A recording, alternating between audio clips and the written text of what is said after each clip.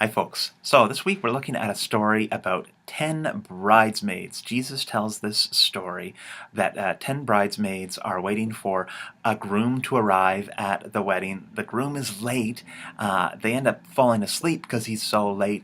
But then when he finally arrives, they all wake up. Some of them have thought ahead of time to bring enough oil to keep their lamps burning. Some of them didn't really think of bringing the oil, so the ones that had the oil head off and have a great time at the party. The ones without the oil are running around trying to figure out all kinds of different things, and it's kind of a disaster for them. Now, this whole story about the bridesmaids, it's not about a wedding exactly.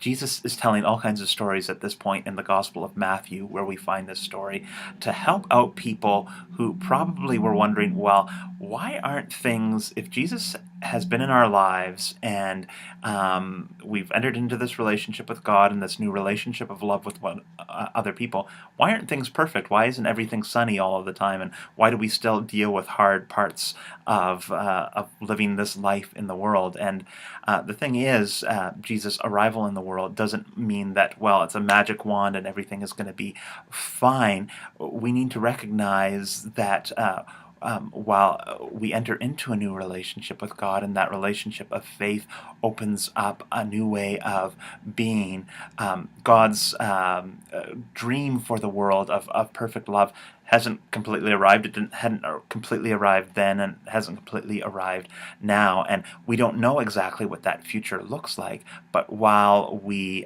move towards a sense of hope in God, we also need to recognize that we need to find ways to sustain ourselves in the present moment. And so that's kind of, I think, what Jesus is talking about in terms of having enough oil. And so our Sunday school curriculum is talking about, well, this idea of different faith practices that help sustain us in our relationships of faith and relationships of compassion with God and with other people. And so that might involve worship and prayer, or reaching out with a sense of social justice to other people, people who are struggling in the world, learning how to forgive one another, visiting people who are lonely, all these kind of different practices that we share in order to sustain us in that relationship of love with God and love with our neighbors, those two things that we ended up talking about last week. So I hope that this is a helpful introduction for you folks for this Sunday.